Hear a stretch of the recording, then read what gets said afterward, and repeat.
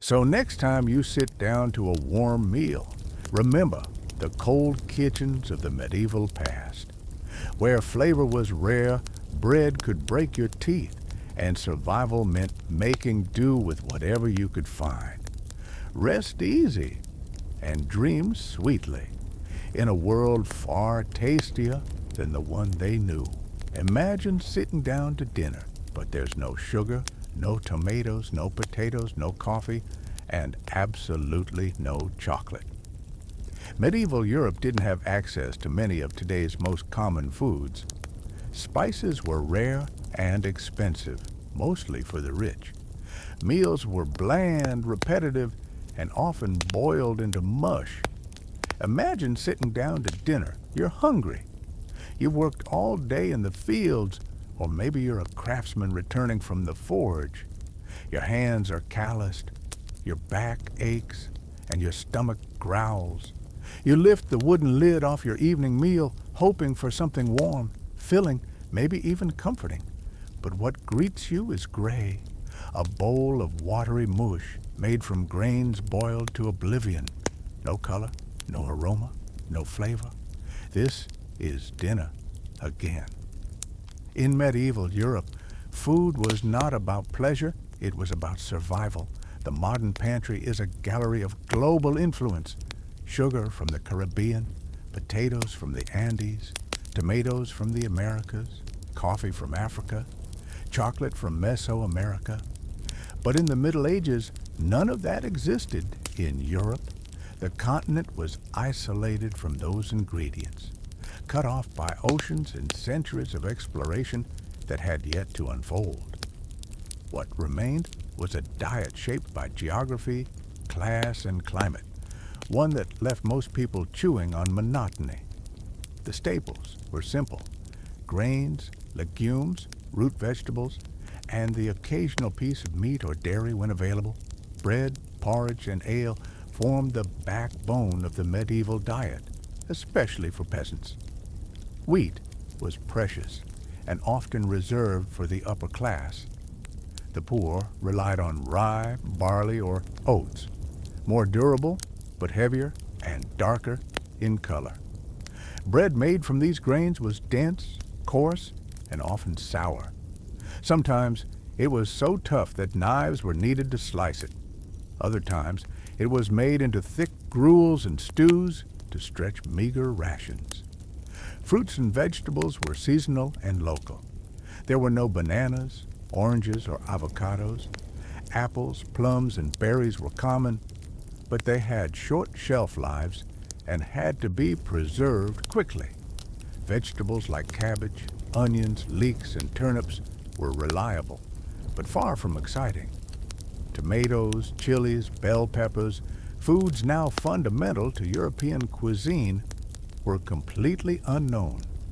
They would not arrive until after the Columbian Exchange in the late 15th century, centuries too late for medieval taste buds. But the absence of ingredients was only half the story. The other half was preparation. Cooking methods were blunt. Most meals were boiled. Pots hung over open flames, and food simmered for hours until it disintegrated into a thick, unrecognizable paste. Roasting was reserved for special occasions or the wealthy who had access to spits, skilled cooks, and ample fuel. Frying was rare. Baking, too, was limited by the scarcity of ovens.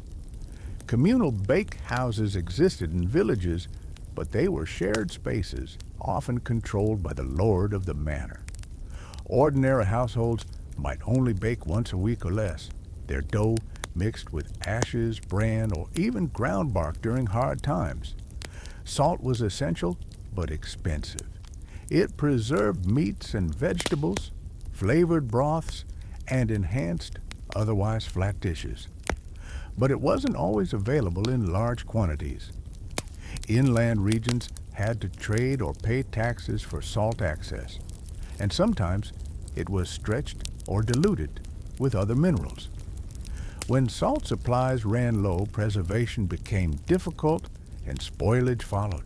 And then there were the spices, or rather, the lack thereof. Spices in medieval Europe were like gold.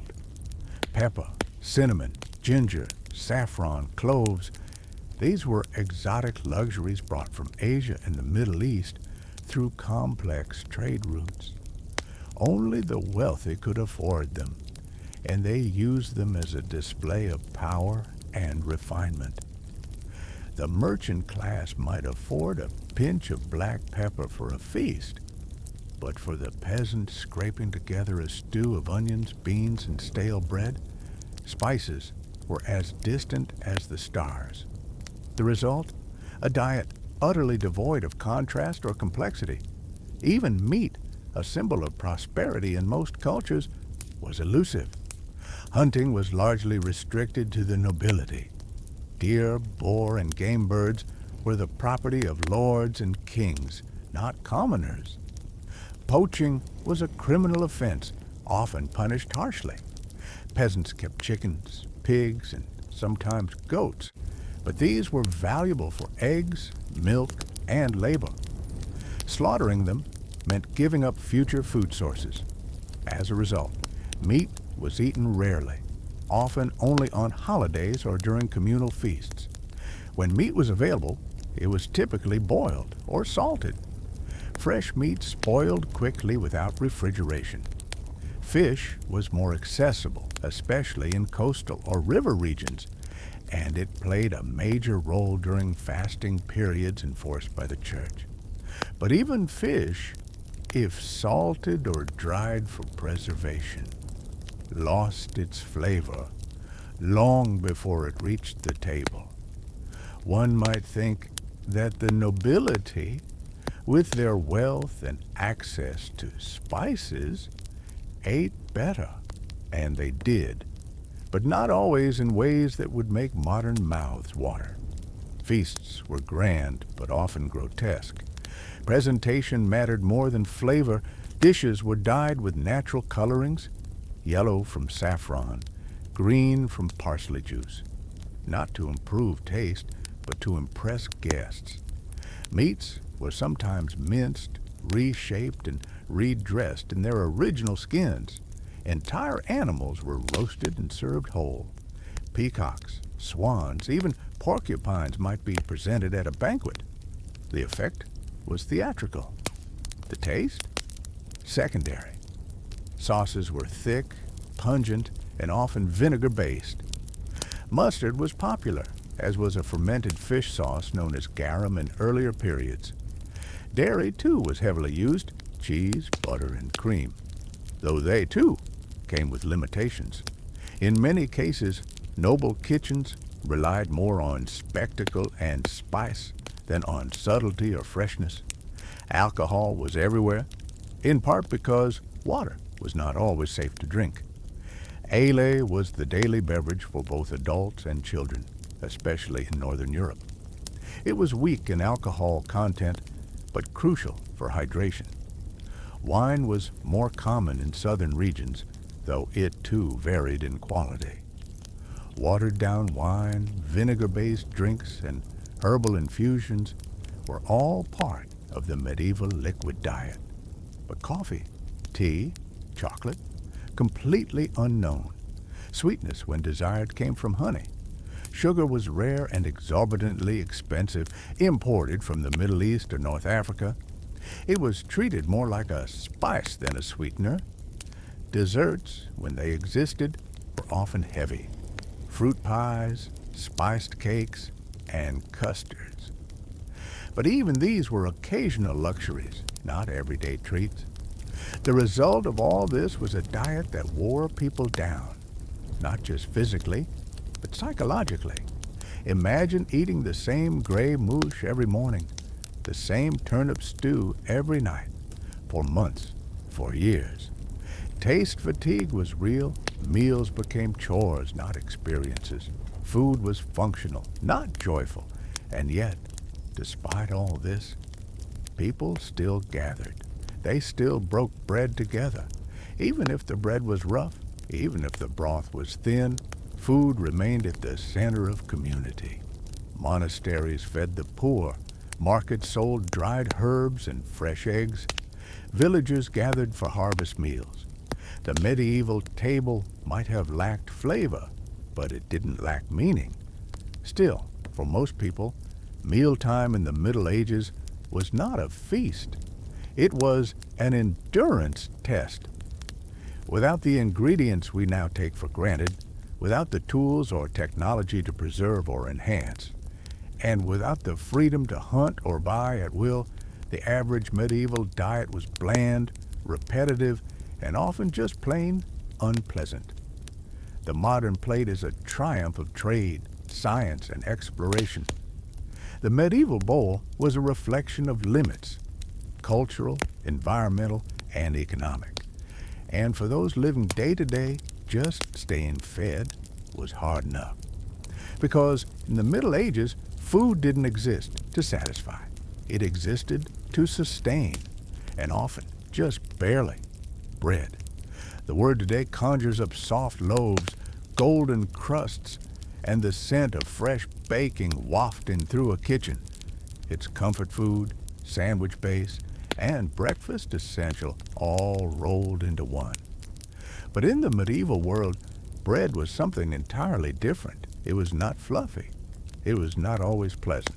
And for the poor, it was a grim symbol of their daily struggle just to survive. In medieval Europe, bread was the foundation of nearly every meal.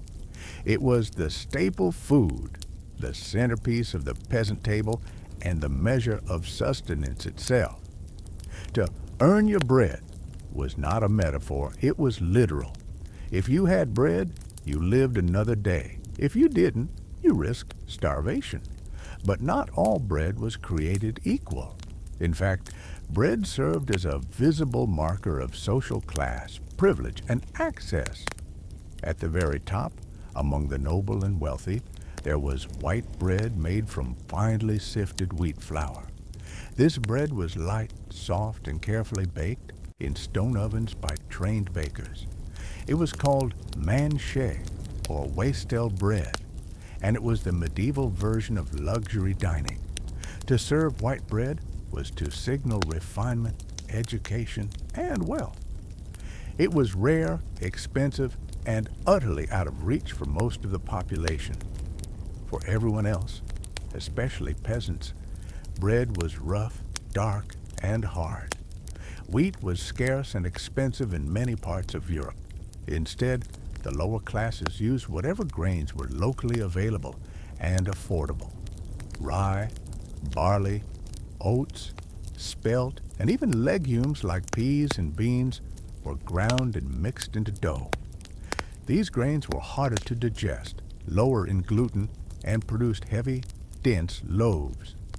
The result was bread that was coarse in texture, sour in taste, and prone to quick spoilage. In times of hardship, and hardship came often, the quality of bread declined further. During famines, wars, or poor harvest years, peasants couldn't even afford the usual mix of grains. Desperation led to improvisation.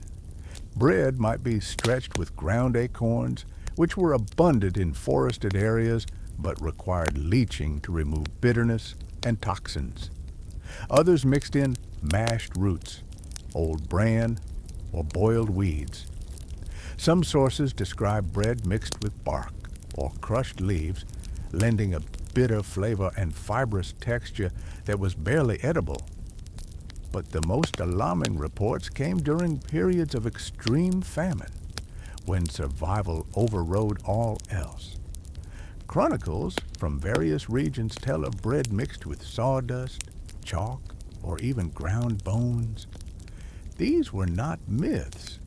In several recorded famines, especially during the 14th century, people used anything they could grind fine enough to stretch their flour supply. The resulting loaves were brittle, colorless, and sometimes dangerous. Sawdust could shred the stomach lining. Chalk could lead to poisoning. Bread, in those moments, turned from a source of life into a source of illness. The tools used to make bread were another challenge.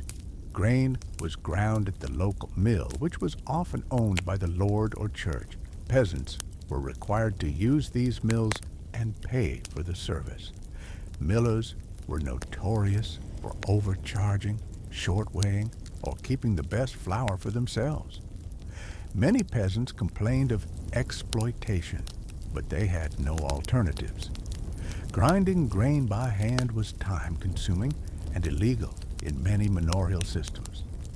Once the flour was obtained, the dough had to be prepared. Without modern yeast or commercial leavening, medieval bread was usually sourdough-based, relying on natural fermentation.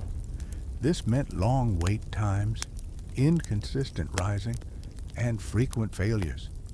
The lack of refined tools and ingredients led to irregular shapes, cracked crusts, and heavy interiors. Baking was another ordeal. Most peasants didn't have private ovens. Fuel was expensive and scarce, and baking required skill. Instead, communities relied on shared bakehouses, communal ovens managed by a designated baker or by the lord's estate. These ovens were heated with wood or peat, the coals raked out, and the loaves placed directly on the hot stone floor. Timing was crucial. Too early, and the bread was raw inside. Too late, and it turned to charcoal.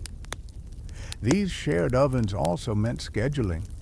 Peasants might wait hours for their turn, carrying their shaped dough wrapped in cloth, hoping it didn't overproof before baking. Sometimes, families shared oven space, placing markers or initials on their loaves to avoid confusion.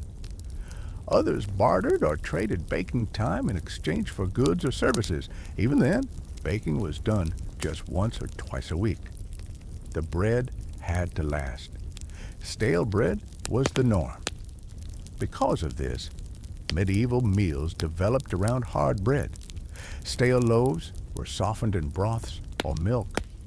They were sliced thinly and used as edible plates, known as trenchers. These bread trenchers absorbed the juices of the meal and were either eaten afterward or given to the poor. Bread was also crumbled into soups, stews, and porridge to add bulk and texture. Nothing was wasted, because every crumb carried the effort of harvesting, milling, kneading, and baking. Spoilage was another concern. Bread could mold, especially in damp conditions.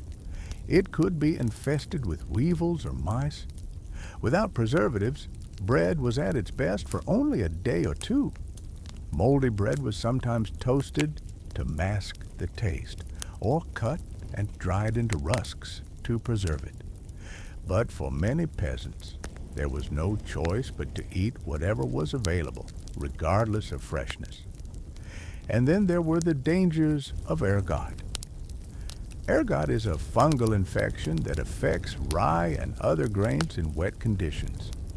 Infected bread could cause hallucinations, convulsions, gangrene, and even death. Entire villages were struck by outbreaks of what later became known as St. Anthony's Fire. Anthony's Fire, named after the monks who cared for the afflicted. These outbreaks were terrifying and poorly understood. People believed they were cursed, punished by God, or possessed. The real cause was the very bread that was meant to sustain them. Despite all these challenges, bread remained the heart of the medieval diet. Even the poorest serf expected some form of bread at each meal. It was baked with care, blessed during religious feasts, and exchanged during rituals. A loaf of bread could be a symbol of hospitality, charity, or peace. It was carried in pilgrimage, broken during Mass, and stored as sacred in monasteries. Among the wealthy, bread had different connotations. The whiter the loaf, the more refined the household. White bread was made from fine flour, sifted multiple times to remove the bran. It required more grain, more labor, add more fuel to bake. It was often flavored with herbs, saffron, or spices. Served in thick slices at noble banquets, it acted both as a food and a display of status.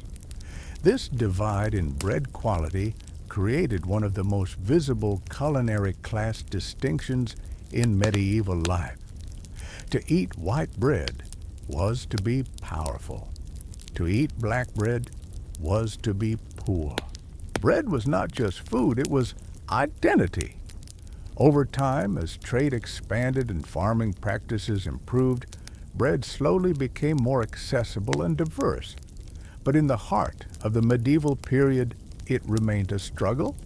It required labor, resources, and coordination. And for the majority, it was more burden than blessing. In the medieval world, meat was not the juicy centerpiece of the dinner plate as it is today. For most people, especially peasants, it was a luxury item, not a daily staple. Meat was expensive, difficult to preserve, and often of questionable quality by the time it reached the table. For the common folk, eating meat was an occasional treat, a sign of good fortune, or a fleeting memory of better times. And more often than not, meals were built around grains, legumes, and vegetables, with meat making only a rare appearance, if at all. In theory, animals were everywhere. Cows in the fields, pigs in the village, chickens in the yard, deer in the forest. But ownership did not equal access. Livestock were valuable assets. A cow was prized for its milk. A hen provided a steady supply of eggs. A pig could fatten over months and provide a year's worth of salted meat, if a family could afford to lose the pig in the first place. To slaughter an animal was to sacrifice future resources, which made it a serious decision. For the average peasant, meat might appear on the table once a week, perhaps on Sunday during a holiday or as part of a village feast. Even then, it might be a scrap, a small bone in a pot of broth, or a fatty piece used to flavor stew.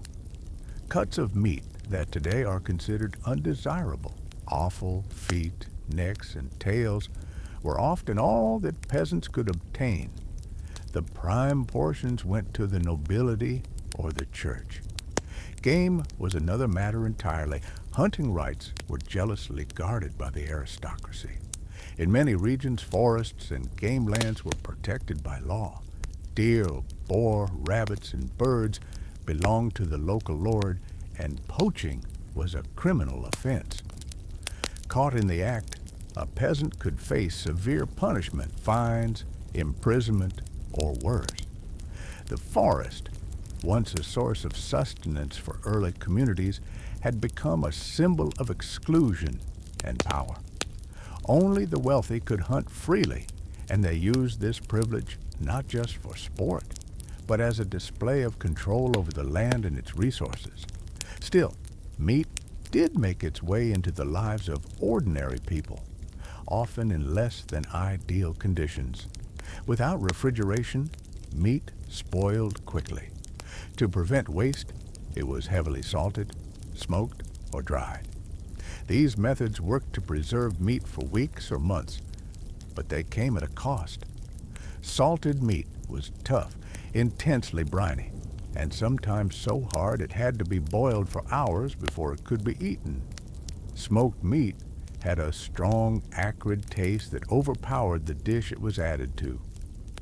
Dried meat, especially in northern climates, was brittle and chewy. These preservation methods also required infrastructure.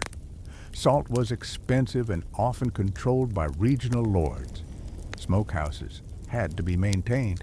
Drying meat depended on weather and air quality. In some cases, meat was stored in underground pits or buried in snow. But these methods were unreliable. Spoilage was common.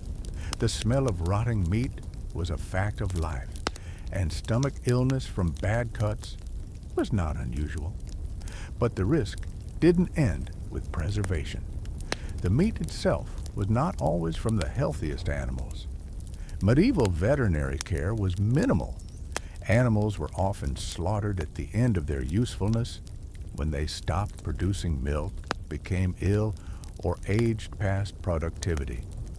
Meat came from old cows, worn out oxen, diseased sheep. There were no inspections, no sanitary controls, no standards for cleanliness. A foul smell might be dismissed with extra spices, vinegar, or long boiling. In some cases, it was simply endured. Religious practices further restricted meat consumption. The church imposed fast days throughout the year, Wednesdays, Fridays, Lent, and Advent, on which the faithful were expected to abstain from meat. This limited the already rare opportunities for consumption. Fish was allowed, but even that was regulated. In many cases, the definition of fish was stretched to include animals like beavers, whose tails resembled fins, allowing a loophole for indulgence. For peasants, religious fasting was less a sacrifice than a continuation of normal life. They were already meat-deprived. For nobles, it was a symbolic gesture, though they often bent the rules with creative menu planning and lavish fish dishes dressed like meat. Pork was the most common meat in peasant diets when available. Pigs were easier to raise than cows, required less space, and could be fed scraps. A pig might be kept for months, then slaughtered before winter, its meat salted and stored. Every part of the animal was used, fat rendered into lard, intestines cleaned for sausage casings, blood collected for pudding. Pork was versatile and practical, but even it was a rare indulgence. Beef was rarer still. Cattle were too valuable alive. Oxen were used for plowing and transport. Killing one was economically damaging unless the animal was beyond use. Sheep provided wool and milk. Only when they aged or fell ill were they butchered. Chicken, duck, and geese were more accessible, but they were small and often reserved for market sale rather than domestic consumption. During times of famine or siege, the situation grew more desperate. With food supplies cut off and animals dying, communities resorted to eating whatever was available. Dogs, cats, horses, and even rats were consumed. Chroniclers recorded such events with horror. In the famine of 1315 to 1317, triggered by relentless rain and failed crops, some villages were said to have slaughtered their own pets. In besieged cities, stories emerged of cannibalism, though such accounts were often exaggerated or used as propaganda. Still, the desperation was real. When survival was at stake, the line between food and taboo blurred. Meat also symbolized hierarchy. Feasts in noble courts were not only about abundance, they were about visibility. Whole animals were roasted and presented to guests. Boars' heads were paraded through halls. Exotic birds were served with feathers intact. These dishes were as much about spectacle as sustenance. For the lower classes, even watching such displays reinforced their exclusion. Meat was a marker of class, privilege, and wealth. In towns and cities, the emerging middle class gained more access to meat through markets and trade. Butchers became established, and guilds regulated quality. Still, meat was costly, and fresh cuts were rare. Offal shops sold animal organs to the poor. Street vendors hawked questionable sausages and pies. These were not gourmet delights, but survival snacks. Cheap, filling, and often unidentifiable. Preservation and flavor were aided with spices, but only for the rich. Black pepper, cinnamon, and cloves could mask the smell of aged meat. Vinegar was used in marinades. Garlic and onions added sharpness. But for the average peasant, the meat, when it came, was usually boiled with root vegetables, herbs, and grains into a thick gray stew. It was eaten with stale bread, washed down with ale, and rationed carefully. The psychological impact of this meat scarcity was profound. In modern life, meat is common. In medieval Europe, it was aspiration. A roasted bird on the table meant success. A strip of pork meant fortune. A feast meant celebration, or perhaps rare peace. Children grew up not expecting meat. It was not part of their daily routine. A lifetime of thin gruel and vegetable pottage shaped not just the body, but the imagination. Stories and myths often featured meat as treasure. Tales of banquets, endless roasts, and magical feasts were not just fantasies. They were expressions of hunger. Over time, agricultural advances and expanding trade slowly changed this landscape. By the late Middle Ages and into the Renaissance, meat became more accessible, at least to urban dwellers and wealthier farmers. But during the core centuries of the medieval period, for most people, meat remained a dream, rare, rationed, and revered. To eat meat was to have choices. To live without it was to survive on necessity. In the world of the medieval peasant, meat wasn't dinner, it was hope. And most days, hope was off the menu. In modern kitchens, vegetables are celebrated for their color, flavor, and health benefits. A crisp salad, a roasted root medley, a stew bursting with seasonal produce, these are the images that fill cookbooks and dinner tables. But in the Middle Ages, vegetables were not sources of joy or pride. They were necessity food. They were humble, dull, and deeply mistrusted by the upper classes. For the poor, they were daily staples. For the rich, they were signs of poverty, illness, or penance. The medieval attitude toward vegetables was a strange blend of necessity and suspicion. On one hand, vegetables were everywhere. Onions, leeks, garlic, cabbages, turnips, and beans filled gardens, markets, and stews. These were hardy crops, able to survive the uneven weather and poor soil of northern and western Europe. They were relatively easy to grow, store, and cook. But on the other hand, they were also seen as lower-class food, unrefined, watery, and even dangerous if eaten the wrong way. Medical theory in the Middle Ages played a large role in shaping food attitudes. Based on ancient Greek and Roman models, particularly the works of Galen and Hippocrates, European medicine revolved around the idea of humors. The body was thought to be governed by 4 fluids: blood, phlegm, black bile, and yellow bile. Health came from balance. Illness came from imbalance. And food had the power to tip that balance. Each food was categorized by its properties: hot or cold, wet or dry. Vegetables were generally seen as cold and wet, which, according to this model, made them dangerous if not carefully prepared. Raw vegetables were especially risky.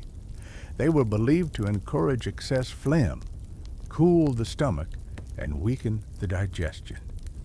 Eating raw greens like lettuce or herbs without cooking or spicing them could lead to gas, bloating, or worse. Only the sick or the desperate ate uncooked vegetables, and even then, they were warned to do so with caution. This view made its way into the culinary culture of the time.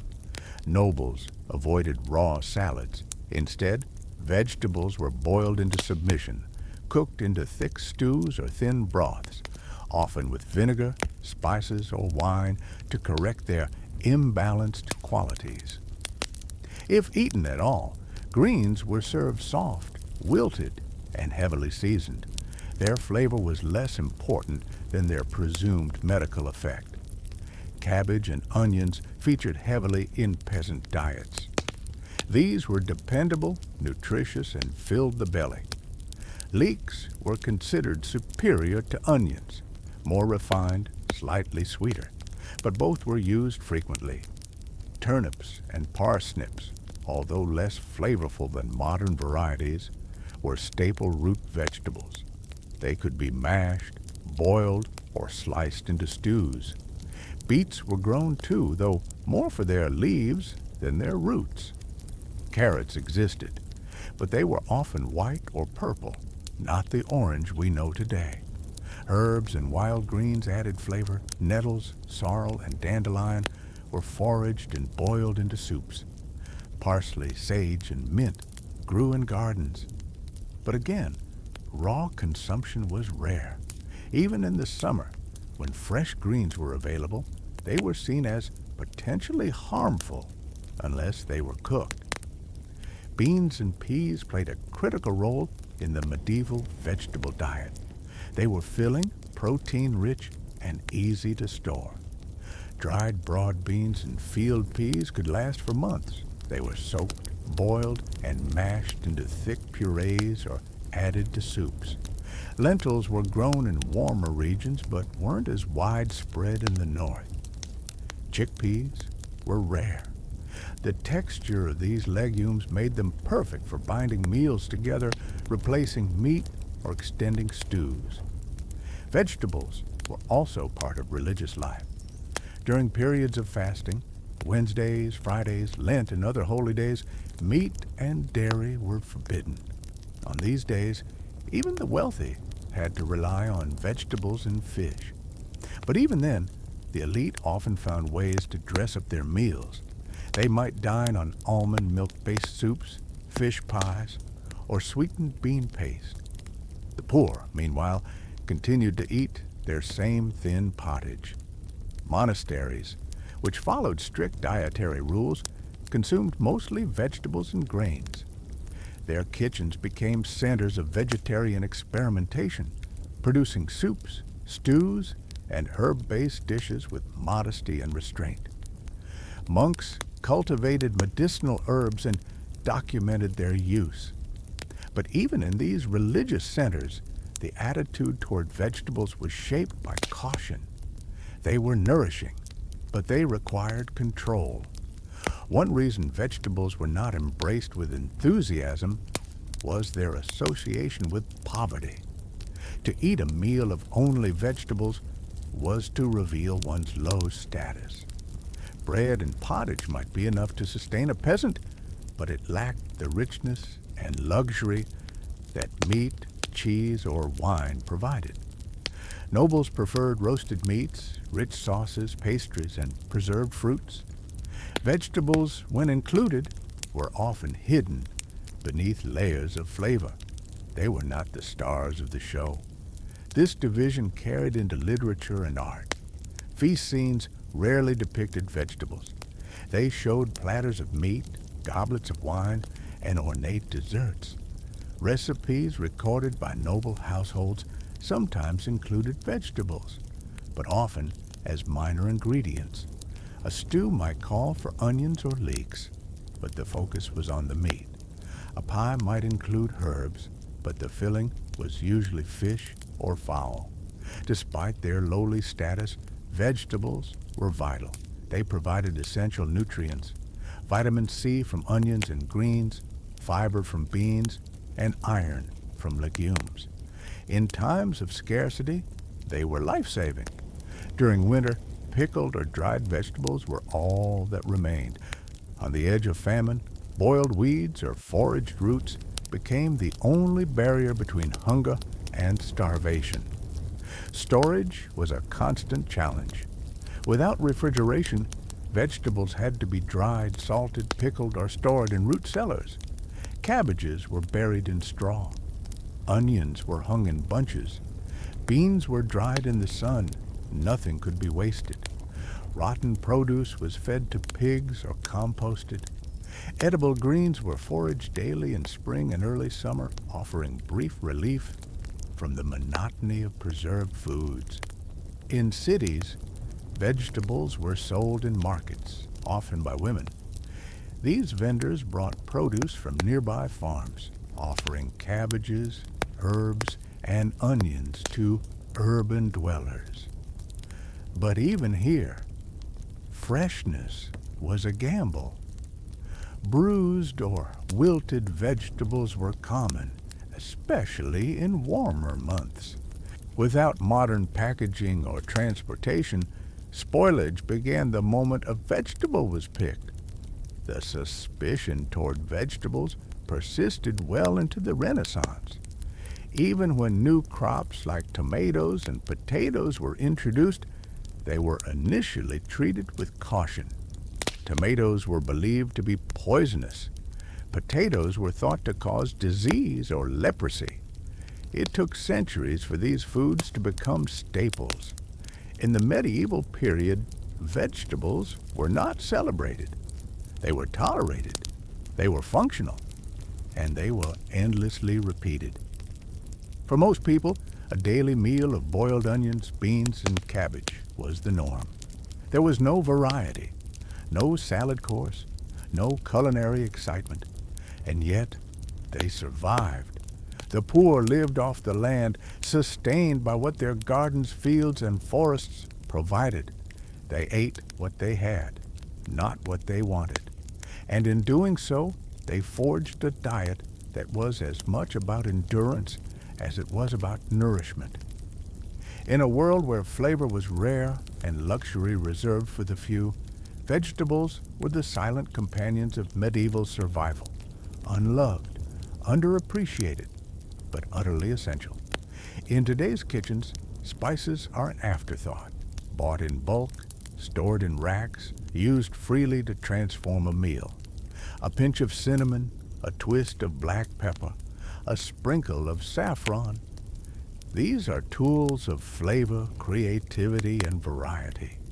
But in the medieval world, spices were something else entirely. They were treasure. They were status. They were power.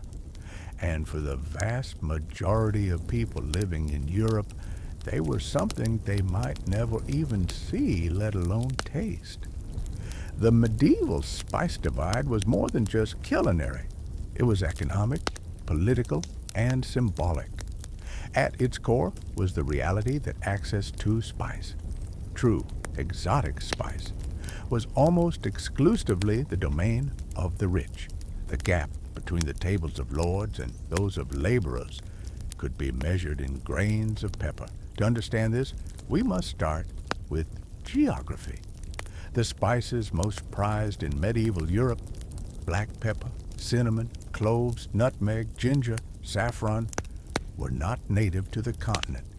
They came from India, Sri Lanka, Southeast Asia, and the Middle East.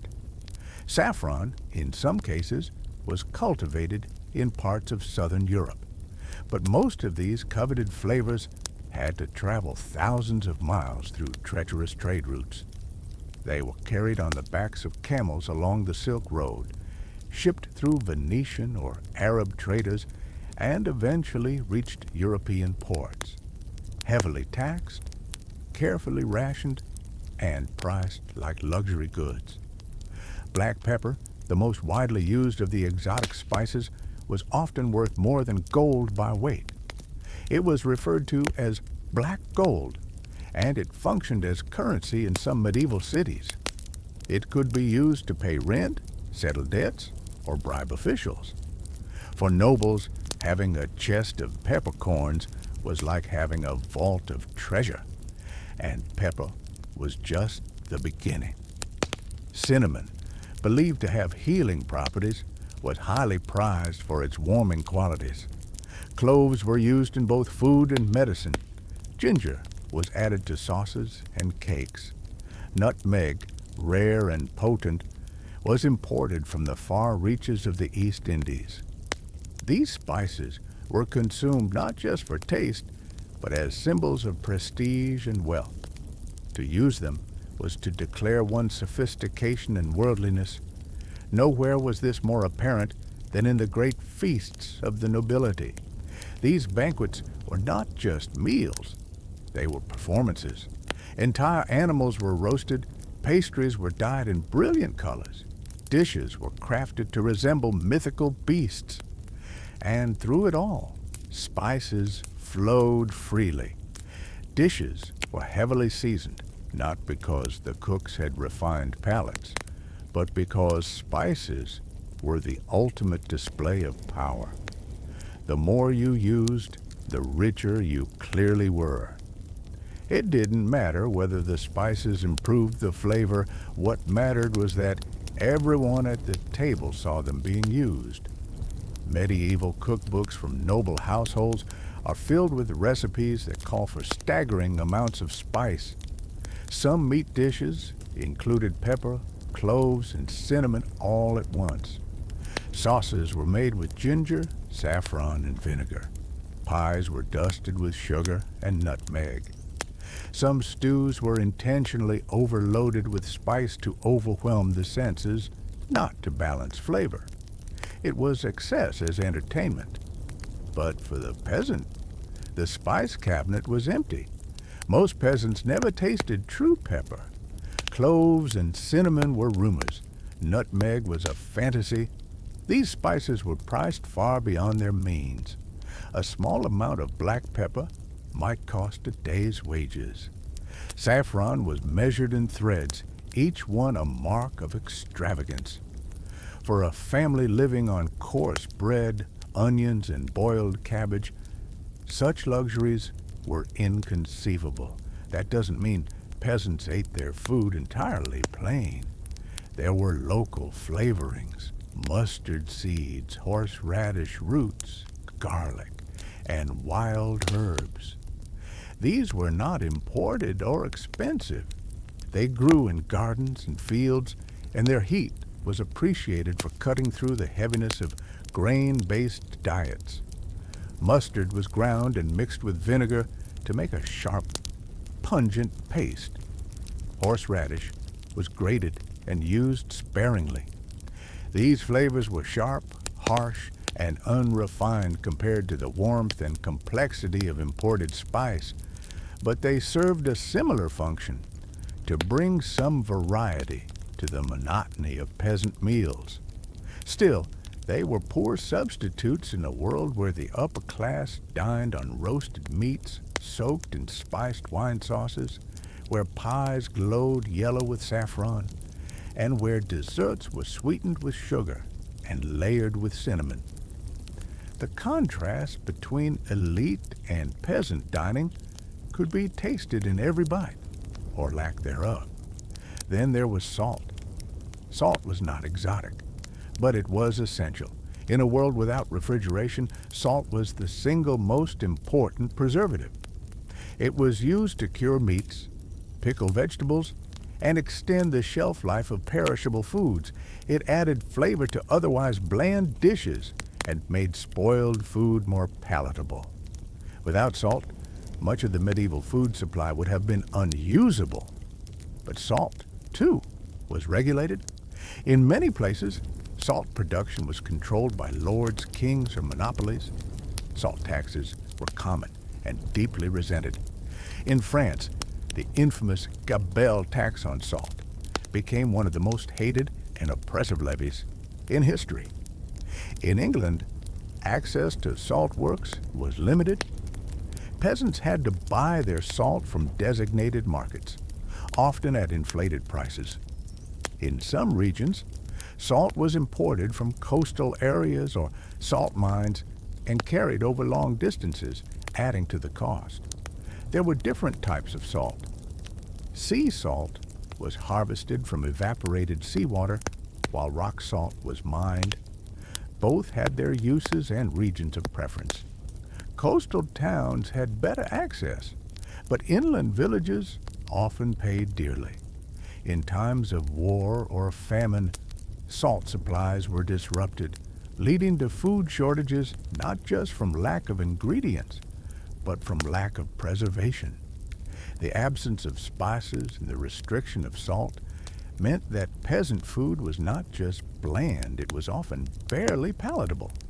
Imagine a thick barley porridge boiled with turnips and leeks, eaten day after day. With salt, it might be tolerable. Without it, it was punishment. Add a pinch of mustard or horseradish if you were lucky, but most days there was nothing. The psychological impact of this divide was real. Food is not just fuel, it's identity, culture, pleasure, and celebration. For the rich, spice-filled meals were affirmations of status. For the poor, every meal reinforced their exclusion. Spices became symbols of what they would never have, not just in the kitchen, but in life. In towns and cities, spice shops did exist. They were rare, tightly guarded, and located in wealthy districts. Apothecaries also carried spices, not just for culinary use, but for medicine. A bit of ginger for a stomach ailment, cinnamon for a fever, saffron for melancholy. But these doses were minuscule, and again, only available to those who could pay. It wasn't until the late medieval period and the dawn of the age of exploration that spices became slightly more accessible. Portuguese and Spanish voyages opened new trade routes. Ships returned with larger cargoes, and prices began to fall. Slowly, the spice divide did not disappear overnight, but it began to crack. Still, during the height of the Middle Ages, spice was a distant dream for most people. Its scent drifted down from the halls of the powerful, never quite reaching the huts and fields of the poor. It flavored the food of kings, cured the sickness of bishops, and filled the kitchens of merchants, but it left the mouths of peasants empty. In the end, the medieval spice divide was not just about taste, it was about power. To season your food was to declare your place in the world. For the majority, the message was clear. Your food will be plain, your meals will be humble, and your life will remain unsalted. In the modern world, clean drinking water is a basic expectation, readily available at the twist of a tap, filtered, chlorinated, and trusted. But for people living in medieval Europe, the idea of water as a safe, everyday beverage would have sounded absurd. Drinking water was not only unappealing, it was dangerous. And so to survive, people turned to a surprising alternative: alcohol. It may seem counterintuitive today, but in the medieval world, water was often a last resort. Rivers and wells were common sources, but these were rarely protected or clean. Waste from humans and animals flowed freely into streams. Towns dumped refuse directly into waterways. Wells could be contaminated by nearby latrines or slaughter yards.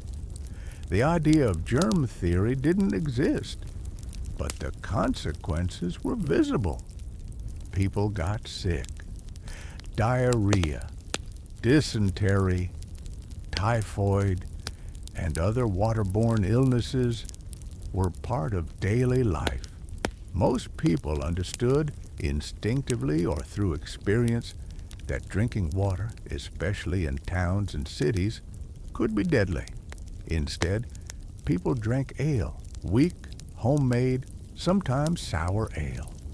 This ale was not the strong, hoppy drink familiar to modern beer lovers. Medieval ale was low in alcohol, cloudy, and often warm. It was brewed quickly, consumed within days, and made in small batches. Its purpose wasn't to intoxicate, it was to hydrate safely. The brewing process, boiling the water, fermenting the sugars, killed many of the harmful microbes that lurked in untreated water. As a result, ale was consumed by everyone, men, women, children, and even the elderly. It was the universal drink of survival. Ale varied by region and household. In rural communities, brewing was often a domestic task, typically handled by women. These alewives brewed using barley or oats, water, and yeast, often passed down or captured from the air. Hops were rarely used before the late medieval period. Instead, ale was flavored with herbs like yarrow, heather, or mugwort. This made it herbal, sometimes bitter, and highly perishable. Ale had to be brewed often. Without hops or preservatives, it spoiled in just a few days. Families might brew 2 or 3 times a week, depending on the household size and labor availability. Brewing required knowledge, time, and patience. Grains had to be malted, soaked, sprouted, dried, then mashed and boiled. The mixture had to cool before yeast could be added. Fermentation took a day or 2. The resulting ale was strained into wooden casks or clay jugs and served as needed. Even children drank it. A child might begin their day with a mug of small ale, which had lower alcohol content than regular batches. This ale was consumed throughout the day, with breakfast, alongside bread and pottage, with lunch in the fields, and with dinner at night. It was not unusual for a peasant to consume multiple pints of ale daily, not for pleasure, but because there was no safer option. For the poor, ale was essential, but it wasn't always consistent. Bad batches happened. Contaminated barrels made people sick. During times of famine, the grain used for brewing might be diverted to bread, leaving ale scarce.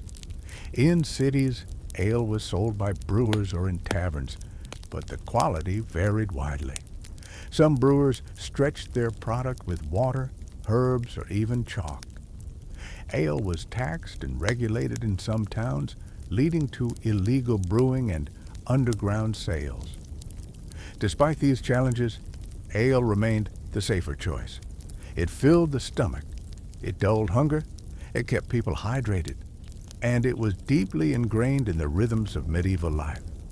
Wine, too, was common, but not for everyone.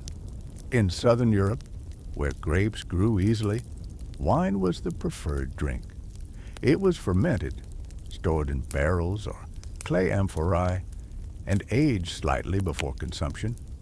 Like ale, wine was safer than water, but also more expensive.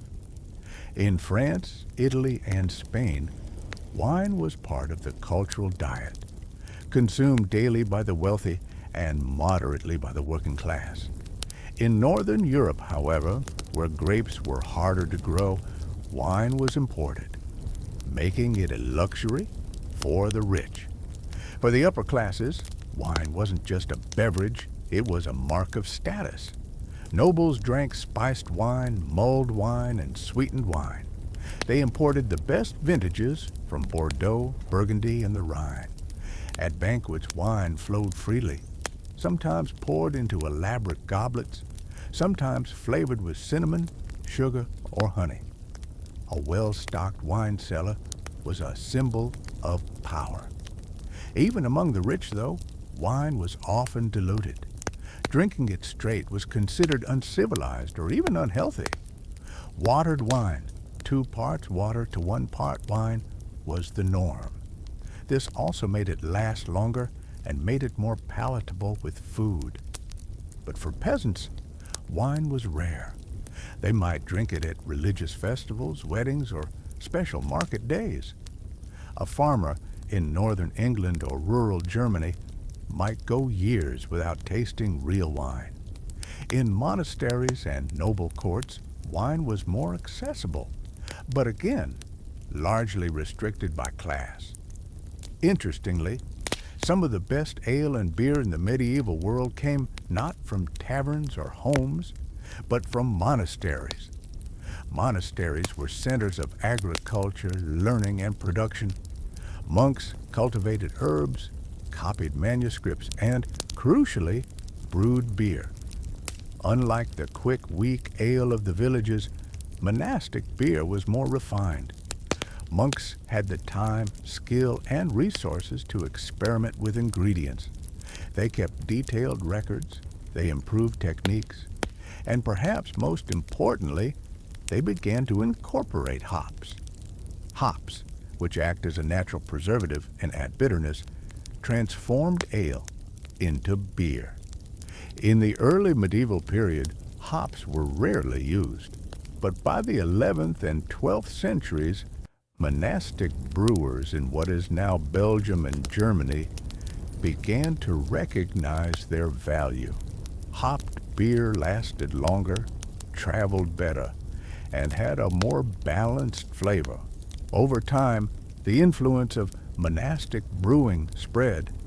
By the late medieval period, commercial breweries began producing hopped beer for wider consumption. This marked the beginning of modern beer culture. Towns like Bruges, Cologne, and Munich became centers of beer production. Laws were passed regulating ingredients and purity. The famous German beer purity law, Reinheitsgebot, of 1516, though slightly after the medieval period, had its roots in these earlier efforts to standardize and improve brewing. For the people of the Middle Ages, then, drinking was a matter of survival and adaptation. Clean water was rare. Weak ale was the answer.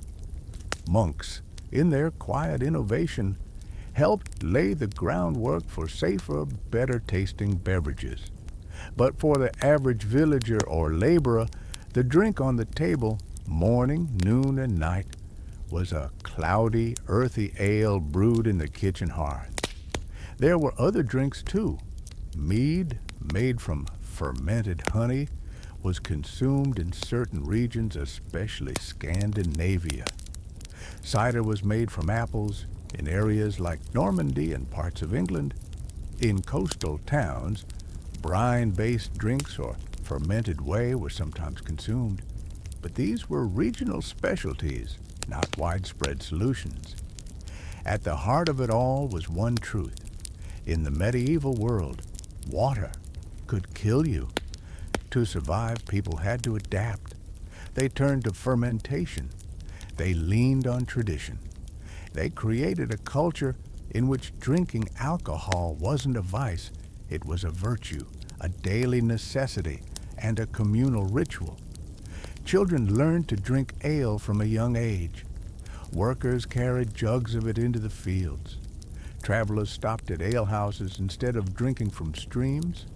And while the rich toasted with spiced wine and the monks brewed with care, the poor kept their alipots full and their water at a distance.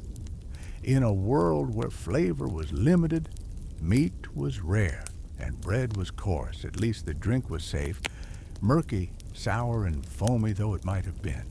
It wasn't glamorous, it wasn't refined, but in the brutal context of medieval survival, it worked. Drinking water was a gamble. The medieval world was a place of thin margins between hunger and health, between survival and death. And when things went wrong, they went very wrong. Few things captured the precariousness of life like famine. In a time before modern farming, food storage, and logistics, a single bad harvest could mean disaster. And for millions across Europe, disaster came often. The phrase, hungry years, wasn't poetic. It was painfully literal.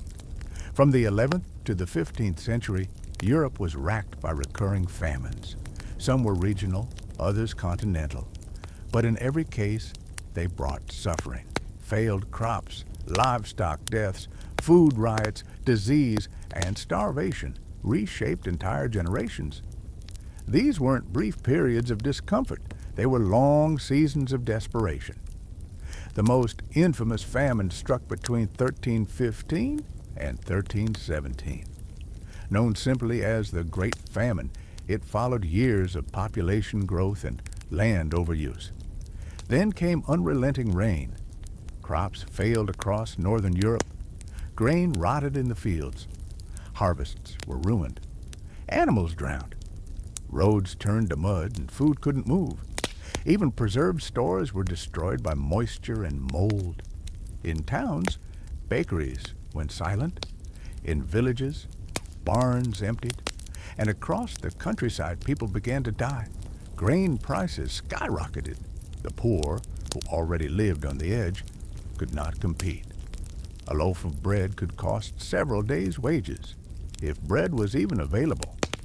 In some towns, records show the price of food tripling in a single month.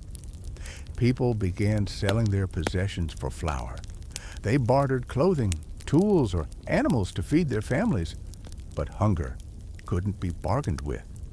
As stores emptied, people turned to the land. Foraging became a desperate craft. Peasants scoured woods and hedgerows for anything edible. Roots, nettles, acorns, wild berries, sorrel, and dandelion were gathered and boiled into thin soups. Bark was scraped from trees and ground into powder. Grass was chewed, moss was soaked. In truly dire situations, leather, belts, shoes, even saddles, was boiled and softened into something resembling food. In cities, rats, cats, and dogs disappeared from the streets. In the countryside, famine folklore told of neighbors vanishing overnight, of strange stews, of things better left unspoken. There were no safety nets, no government reserves. The church provided some relief, but even monasteries were stretched thin. Grain hoarding became common. Lords locked away supplies. Merchants raised prices. Crime increased. Theft of food was rampant. Some were caught stealing bread or grain and punished brutally. Public beatings, imprisonment, even execution. But others turned to darker solutions. This is where the truly fatal feasts began. In their desperation, some people consumed food that looked edible, but carried hidden threats. One of the deadliest came in the form of moldy rye. When grain sat wet for too long, especially rye, it became a host for a parasitic fungus known as Claviceps purpurea, or ergot. It resembled blackened, hardened kernels, strange but easily overlooked. Baked into bread, it released powerful alkaloids that affected the nervous system. This was ergotism, also called St. Anthony's fire. The symptoms were terrifying: intense burning in the limbs, hallucinations, seizures, gangrene, and eventual death. Entire villages were sometimes struck by outbreaks. People writhed in pain, shouting visions, their skin turning black. Limbs might rot and fall off. Others saw visions of demons or saints. Religious hysteria followed. Pilgrimages to shrines multiplied. Some blamed witches, others God's wrath. But in the end, it was poison, hidden in the very bread they had struggled to make. These were truly fatal feasts, not from indulgence, but from starvation. The psychological toll of famine was just as real as the physical. In good years, peasants feared the bad ones. Children were taught to scrape plates clean, to never waste grain. A failed harvest didn't just mean hunger, it meant fear. Would there be enough to last the winter? Would the seed for next spring's planting be eaten now out of desperation? Would they survive until Easter? Families tried to prepare. Grains were dried and stored in clay jars or wooden bins, but moisture, rats, and insects could wipe out entire supplies. Dried beans, peas, and lentils lasted longer, but they were filling, not nourishing. Without fresh food, vitamin deficiencies set in. Scurvy, caused by a lack of vitamin C, left people weak and prone to infection. Rickets, anemia, and other deficiencies made recovery from illness nearly impossible. Starvation also made the body vulnerable to disease. Famines often preceded or accompanied plagues. When the Great Famine ended in the early 14th century, Europe was weakened. 2 decades later, the Black Death arrived. Malnourished bodies couldn't fight the plague. Villages already hollowed by famine now faced extinction. In this way, famine didn't just kill through hunger, it paved the way for further destruction. Despite the horror, people adapted. They learned what to forage, how to stretch food, which herbs helped with cramps and stomach pains. Some turned to spiritual fasting as a way to cope, blending faith and hunger. Others relied on communal efforts. In villages, food was sometimes pooled and rationed. The wealthier might donate barrels of grain to the church or distribute dried fish at festivals. These acts helped, but they were not enough. Nobles were not immune, though their suffering was relative. With more resources, they could import grain from other regions, eat preserved meats, or rely on stocked cellars. But even they saw the effects. Starving peasants stopped working, uprisings began. Fields lay fallow. Hunger threatened the entire structure of feudal society. In the wake of famine, people remembered. Songs were written.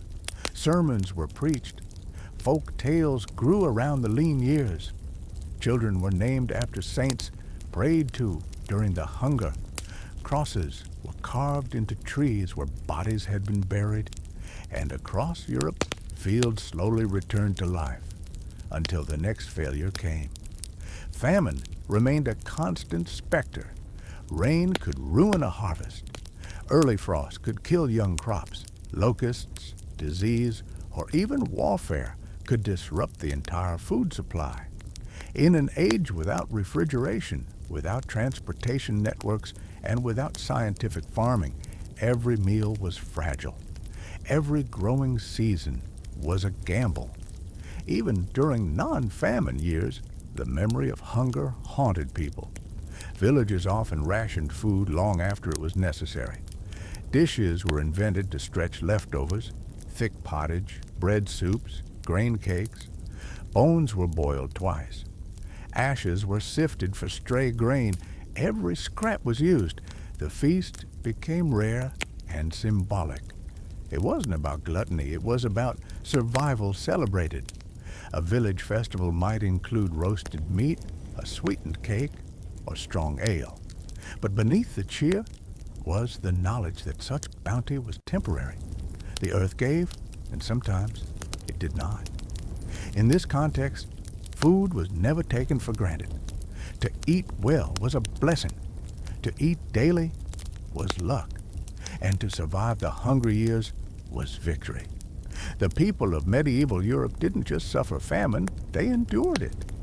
They found ways to forage, to preserve, to remember. They learned to fear bread that looked wrong, to scrape bark from trees without shame, to see food as more than flavor or fuel. Food was a lifeline, a weapon, a hope. And when it failed them utterly. So next time you sit down to a warm meal, remember the cold kitchens of the medieval past. Where flavor was rare, bread could break your teeth, and survival meant making do with whatever you could find. Rest easy and dream sweetly in a world far tastier than the one they knew.